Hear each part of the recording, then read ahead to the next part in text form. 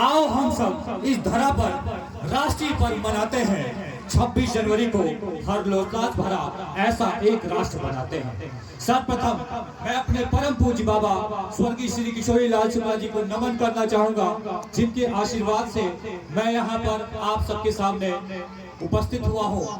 और उसके बाद इस गणतंत्र दिवस के ऊपर आए हुए सभी अतिथियों को सादर नमन करना चाहूंगा।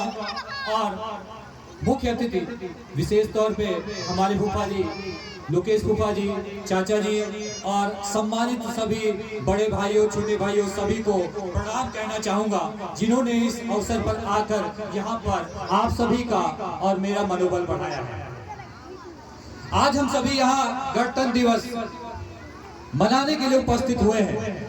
इस गणतंत्र दिवस की अगर बात करें तो इस पे बहुत सारी बातें हो चुकी हैं कि हमारा देश आजाद हुआ, किस तरह आजाद हुआ। आजादी के बाद आज हम जो दिवस मना रहे हैं उस संविधान के तौर पर मना रहे हैं कि आज के दिन हमारे देश का संविधान लागू हुआ था। वह संविधान जो लगभग 60 देशों के संविधान को पढ़ने के बाद एक भारत का संविधान बना, और जो कि कहा जाए विश्व का सबसे बड़ा लिखित संविधान है।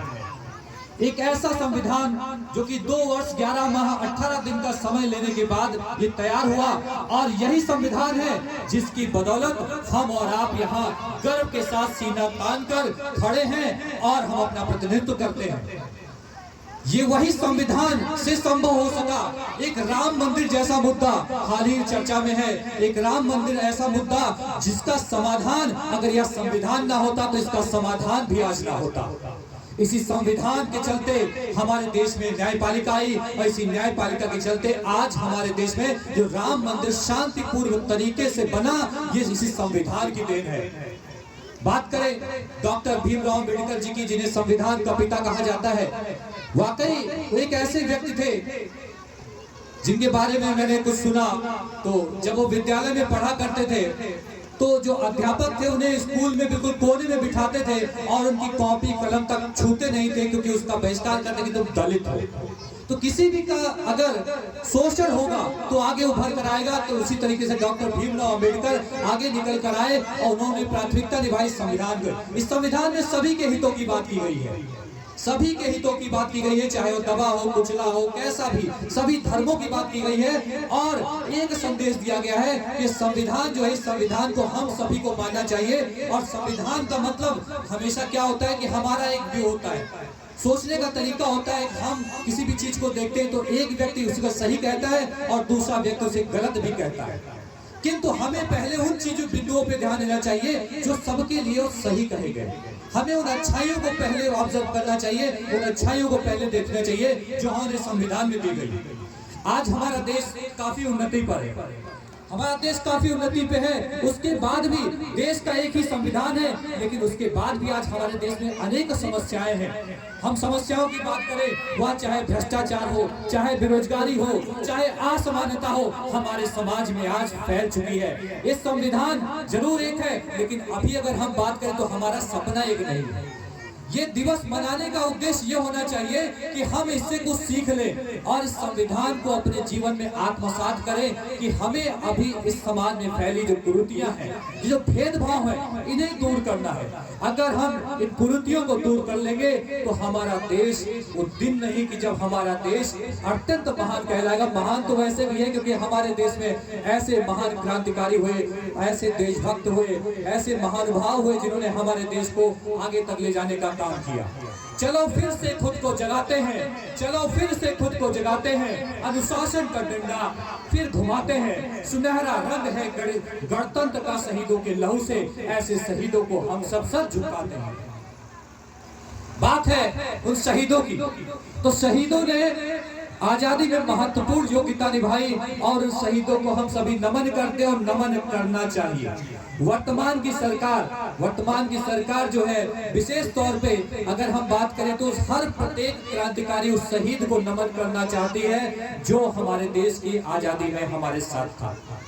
बात करें तो ये संविधान है, संविधान में कुछ हमें मौलिक कर्तव्य दिए गए हैं और कुछ दायित्व भी दिए गए हैं।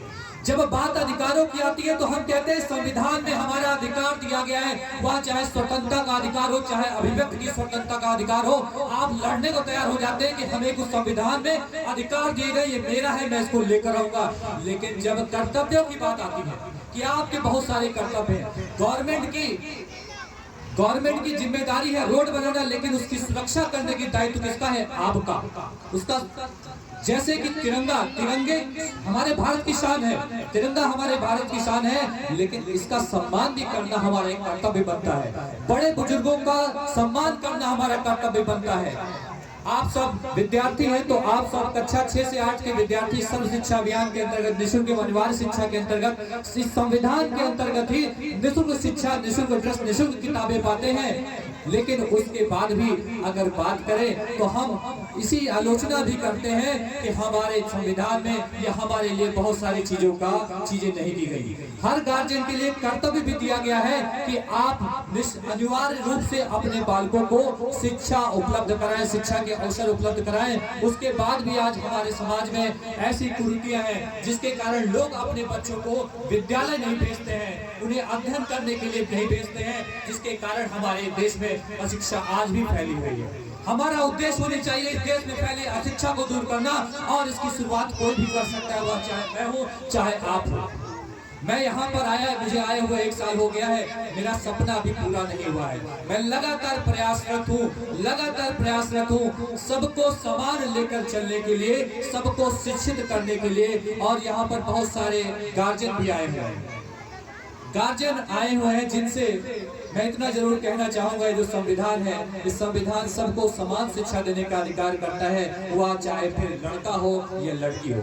हमारे समाज में लड़कियों को लोग शिक्षा देना पसंद नहीं करते, पर अगर आज वर्तमान समय में देखा जाए तो हमारे भारत के उच्च पदों पर लड़कियां ही ज्यादातर सिलेक्टेड हुई हैं। उन्होंने हमारे देश, हमारे क्षेत्र का नाम रोशन किया है, तो हमें उन लड़कियों को भी बढ़ावा देना चाहिए। मैं कुछ लाइनें भारत के लिए कहना चाहूंगा। मैं उस भारत से आता हूँ जिसके ओठों पर गंगा और हाथों में तिरंगा है। वो भारत जो कभी सत्यम शिवम सुंदरम, कभी वंदे मातरम, कभी पंजाब सिंध गुजरात मराठा द्राविड़ उत्कल बंगा है।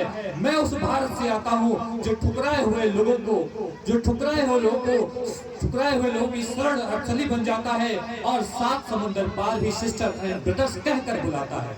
मैं उस भारत से आता हूँ जिसने शिव को हुतापदेश और कर्म योग सिखाया है, लेकिन खुद कभी अपना पराया नहीं सीख पाया है। वसुदेव कुटुंबकम के सिद्धांत पर जिया, और मेरा भारत वो नीलकंठ है जिसने खुद विष पीकर दूसरों को अमृत दान किया। मेरा भारत तीनों लोक का स्वामी होकर भी माखन चुराता है और महाअवतार होकर भी माँ के हाथ मार खाता है। मैं गौतम के भारत से आता हूँ जहाँ जनहित के लिए राजपुत्र सन्यासी हो जाता है, मैं राम के भारत से आता हूँ जहाँ पिता की बात पर राज सिंहासन त्याग कर वनवासी हो जाता है। मैं ऐसे भारत देश से आता हूँ, मैं ऐसे भारत देश को बार बार नमन और वंदन करना चाहूंगा। मुझे गर्व है कि मैं भारतीय हूँ और हम सभी को गर्व होना चाहिए कि हम भारतीय हैं। जय हिंद, जय भारत।